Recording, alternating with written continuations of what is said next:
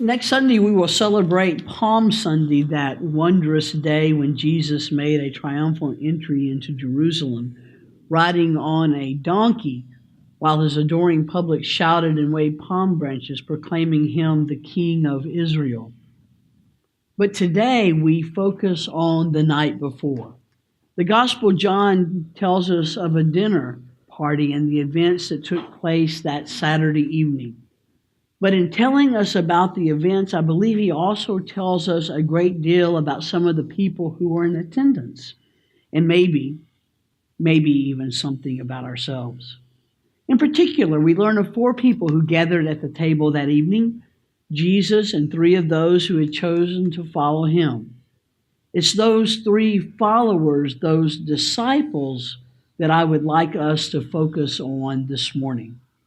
The first one mentioned by the writer of John's Gospel is a man named Lazarus. It is his home in Bethany where they have gathered. Perhaps you remember Lazarus of Bethany. Just a short time before, Jesus had raised him from the dead. In chapter 11 of John's account, we read of Lazarus' sisters, Mary and Martha, sending word to Jesus that their brother is dying, and they beg him to come quickly. But for whatever reason, Jesus doesn't respond immediately. And when he finally does arrive, Lazarus had been entombed for 4 days. But Jesus does the unexpected. He instructs the tomb to be opened, and he commands Lazarus to come out. And as John tells us, he does. It's this Lazarus who is sitting at the table with Jesus this evening. John records no words from Lazarus, and so it may be that Lazarus actually had little or nothing to say. Now, I know in our fill every moment of silence with some kind of noise world, we might be somewhat critical of Lazarus for having nothing to say.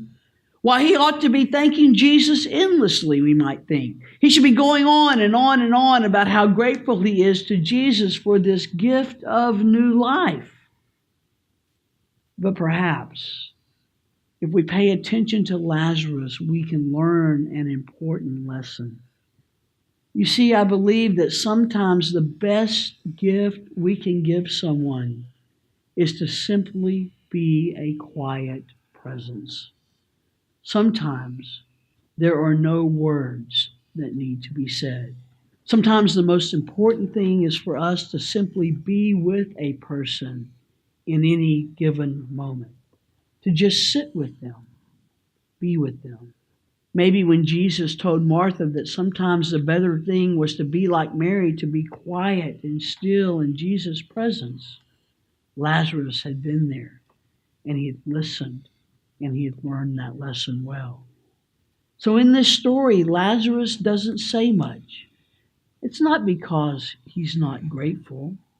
I like to think that when he came to life again, when Jesus called him out of that dark place of death and hopelessness, Lazarus had talked nonstop like my son for a while about his gratitude and what he intended to do with this new lease on life he had been given.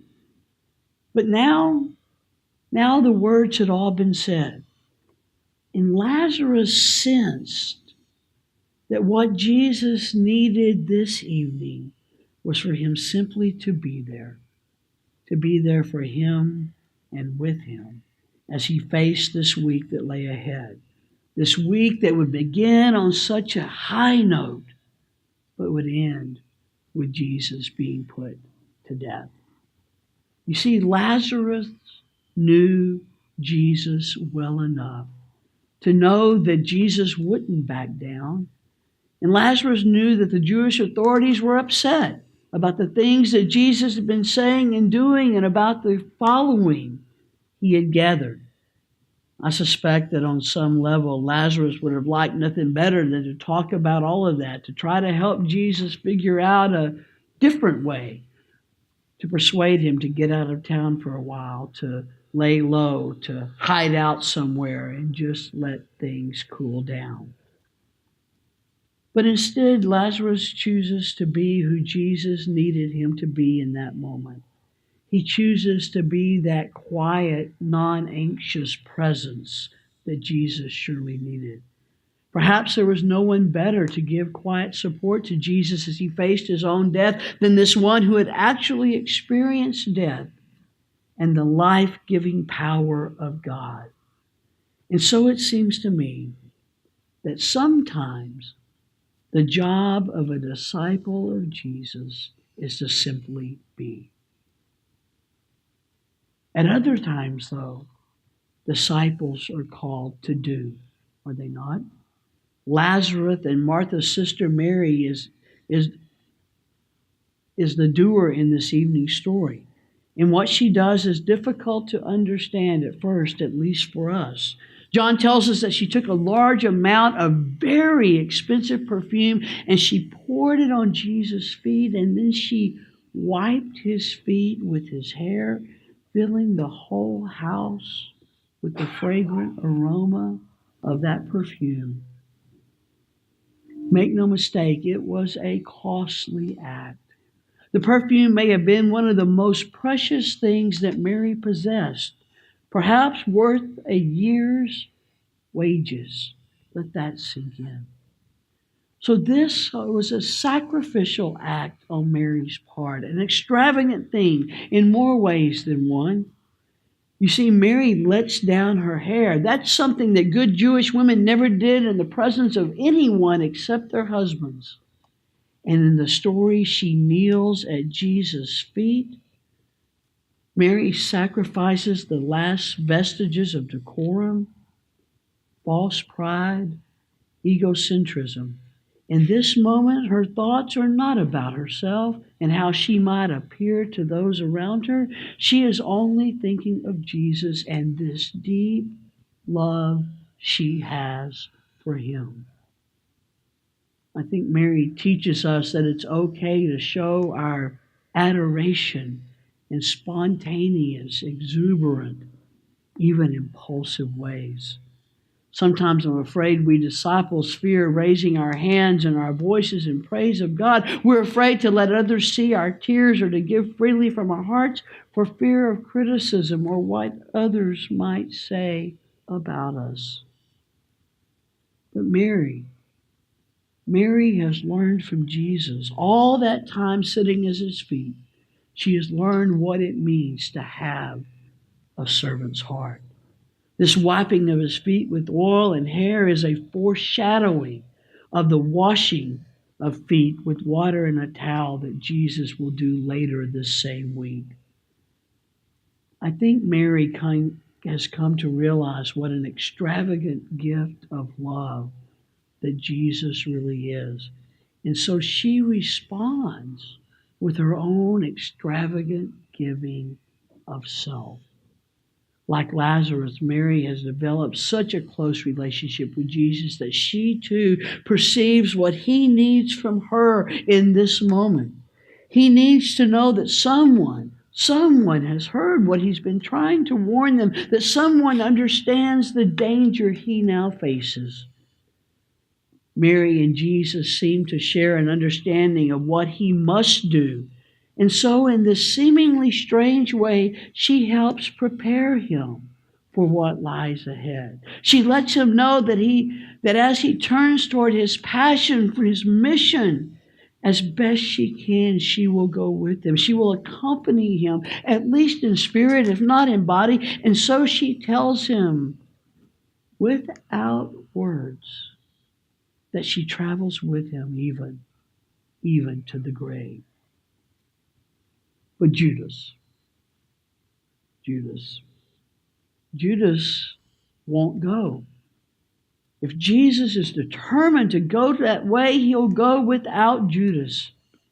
That's not the Messiah he signed up to follow. The Messiah should triumph with shield and sword, not through torture and a cross. You see, Judas is that disciple who answered the call to become a follower of Jesus, but it turned out that he was most interested in what Jesus could do for him. I don't think Judas was necessarily a bad man. I think he began with his nation and his people's best interest at heart. He wanted them free from the evil empire, freed from Roman rule and oppression. But he also quite likely wanted to be a part of that new reign. He wanted to sit right there next to this new King, Jesus. But because he entered into relationship with Jesus, bringing his own agenda, his own plan, he never quite grasped what Jesus was saying. He really never understood or learned who Jesus was or what his mission was about. And with time, he may have began to think that he knew better. And as John says, he may have even resorted to thievery to fund his own mission in his own way. Or maybe he just lost his zeal. Maybe he lost his concern for others and fell into the sin of thinking that in the end it's really all about me. I'm glad I never do that.